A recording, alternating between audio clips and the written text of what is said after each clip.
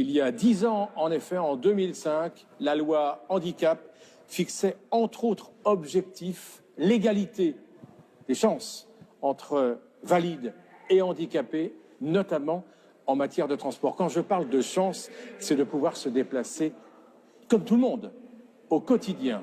Qu'en est-il dans la réalité? L'enquête de Turbo. Dans la vie de tous les jours, Abdé est quelqu'un de très actif. Il va chercher ses enfants à l'école le soir, il est président d'une association sportive et travaille pour une société d'événementiel.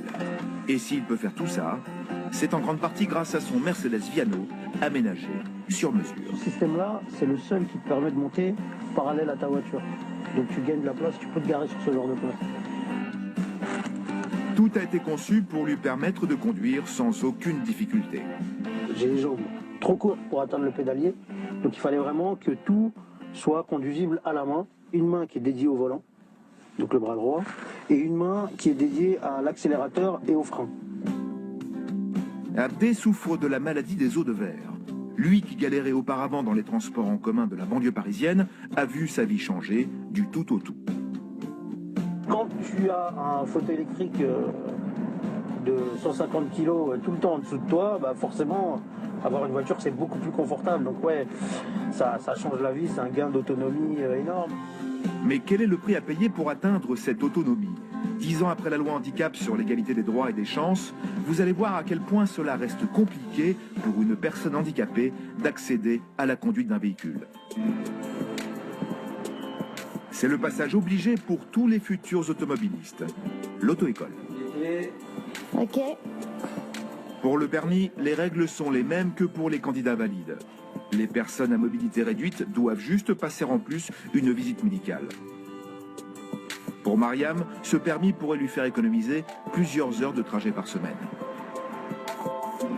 Je suis assistante administrative sur Paris 8e en fait.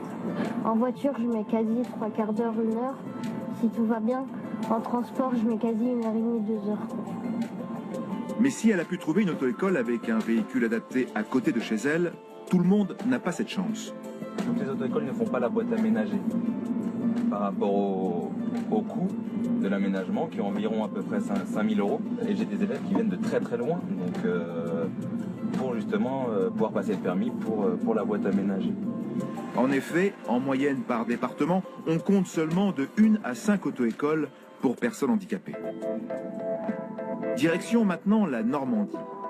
Le permis en poche, il faut ensuite acheter et faire adapter son propre véhicule. Et vous allez voir que cela peut coûter très cher. Dans ce garage spécialisé, on aménage entre 700 et 800 voitures par an. Du plancher au pavillon, tout est fait sur mesure, à la main, selon le handicap du propriétaire.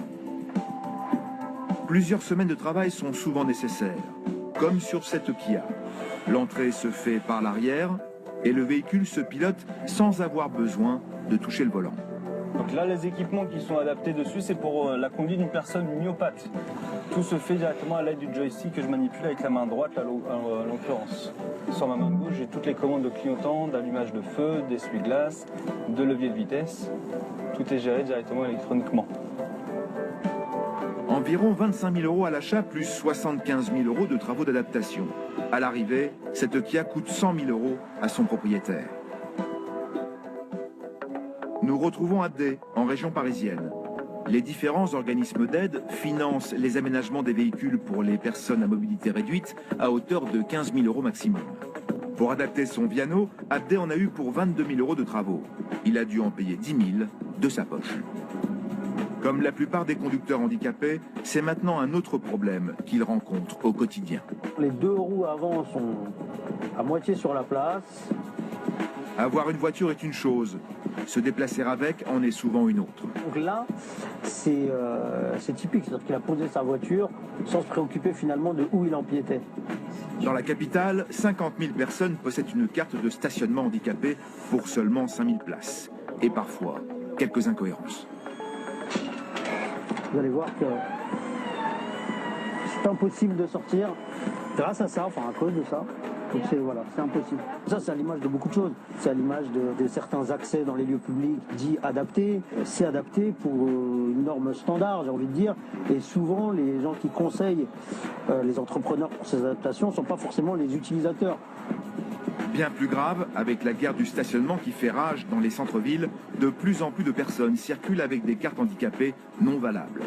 Soit utilisées de manière indue, soit carrément falsifiées. Un problème qui préoccupe les autorités.